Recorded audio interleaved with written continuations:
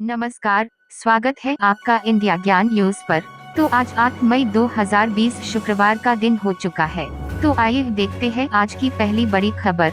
दिल्ली की आम आदमी पार्टी सरकार ने शराब के शौकीनों के लिए ऑनलाइन टोकन व्यवस्था की शुरुआत की है। इस टोकन से बिना लंबी कतार में लगे व्यवस्थित तरीके से शराब खरीदी जा सकेगी। लक्ष्मीनगर विधानसभा से आम आदमी पार्टी के पूर्व विधायक नितिन त्यागी ने यह जानकारी दी। बता दें कि केंद्र ने कोरोना वायरस के चलते पूरे देश में जारी लॉकडाउन के तीसरे चरण में निषिद्ध स्थानों कंटेनमेंट जोन को छोड़कर बाकी सभी जोन में शराब की दुकानों को खोलने की अनुमति दी गई है।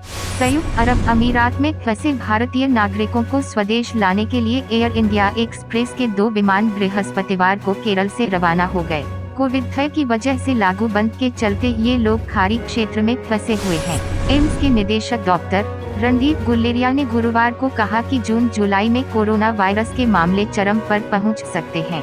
उन्होंने कहा कि आंकड़ों को देखते हुए और जिस तरह से भारत में कोरोना के मरीजों की बढ़ोतरी हो रही है, जून जुलाई में महामारी अपने चरम पर होगी। भारतीय रेलवे ने गुरुवार को कहा कि उसने 1 मई से अब तक 163 श्रमिक स्पेशल ट्रेनें चलाई हैं। दावा किया गया है कि इस दौरान लॉकडाउन में फंसे 1.60 लाख प्रवासी मजदूरों ने इन ट्रेनों में यात्रा की है। छत्रपति संभाजी राजे ने गुरुवार को महाराष्ट्र के पूर्व मुख्यमंत्री देवेंद्र फडणवीस को अपने एक ट्वीट के लिए माफी मांगने के लिए कहा। भाजपा की तरफ से राज्यसभा सदस्य के लिए मनोनीत संभाजी ने फडणवीस से अपने ट्वीट के जरिए छत्रपति शाहू महाराज के अनुयायियों की भावनाओं को आहत पहुंचाने के लिए माफी मांगने के लिए कहा। मिलिट्री इंजीनियरिंग सर्विस (MIS) के 9,300 से अधिक पदों को खत्म करने के प्रस्ताव को रक्षा मंत्रालय ने मंजूरी दे दी है। सैन्य क्षमता और रक्षा खर्च को संतुलित बनाए रखने के लिए बनाई गई लेफ्टिनेंट जनरल शेखर रिटायर्ड समिति की सिफारिशों के बाद रक्षा मंत्री राजनाथ सिंह ने इसको मंजूरी दे दी है। इसके बाद बेसिक और इंडस्ट्रियल वर्कफोर्स के 9,304 पदों को खत्म कर दिया जाएगा। आंध्र प्रदेश के विशाखापत्तनम में एक रसायन फैक्ट्री में गैस लीक होने से 11 लोगों की मौत हो गई और करीब 1,000 लोग इस जहरीली गैस के संपर्क में आए हैं। राष्ट्रीय आपदा प्रतिक्रिया बल (NDRF) ने बताया कि अब फैक्ट्री से गैस रिसाव को लगभग बंद कर दिया गया है, लेकिन NDRF के अधिकारी तब तक मौके पर मौजूद रहेंगे जब तक यह पूरी तरह से नियंत्रण में नहीं आ जाता है। देश के सबसे बड़े सरकारी बैंक भारतीय स्टेट बैंक (SBI) ने आज वरिष्ठ नागरिकों के लिए SBI वी-केयर डिपॉजिट स्कीम की शुरुआत की है। इसके तहत वरिष्ठ नागरिकों को 5 साल या उससे ज्यादा की अवधि पर जमा करने पर 30 आधार अंकों का अतिरिक्त प्रीमियम इंटरेस्ट मिलेगा। देश के सबसे बड़े सरकारी बैंक भारतीय स्टेट बैंक (SBI) ने marginal cost of fund based ब्याज दर (MCLR) में कटौती की है। कटौती के बाद 1 साल का MCLR 7.40% से घटकर 7.25% पर आ गया है।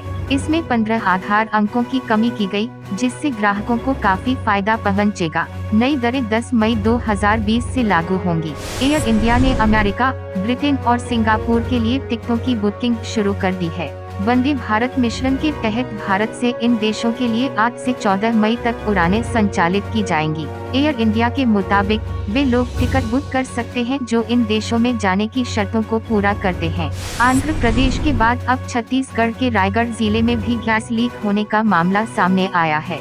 यहाँ जहरीली गैस के संपर्क में आने पर 7 मजदूर बीमार पड़ गए। इसके बाद सभी मजदूरों को अस्पताल में भर्ती कराया गया है। इन मजदूरों में से 3 की हालत गंभीर है और उन्हें रायपुर रेफर किया गया है। यह जानकारी रायगढ़ के पुलिस अधीक्षक ने दी। उत्तराखंड सरकार ने गुरुवार से पेट्रोल के दाम 1 रुपए और डीजल के दाम 2 रुपए बढ़ा दिए हैं। शराब के विभिन्न ब्रांड में 20 रुपए से लेकर 500 रुपए तक का हेल्थ केयर टैक्स लगाया है। कोविड-19 के चलते हुए लॉकडाउन से राज्य को पहुंचे नुकसान की भरपाई के लिए यह फैसला लिया गया है। मुंबई के आर्थर रोड जेल के 77 कैदियों और 26 पुलिस कर्मियों को कोरोना पॉजिटिव पाया गया है। उन्हें इलाज के लिए सेंट जॉर्ज अस्पताल भेजा जाएगा। आपसे एक छोटी सी रिक्वेस्ट है, अगर आपको हमारी यह वीडियो अच्छी लगे तो प्लीज लाइक करें, शेयर करें और हमारे चैनल को सब्सक्राइब करके बेल आइकॉन जरूर दबाएं। आपका लाइक और शेयर ही हमारी मेहनत का फल है।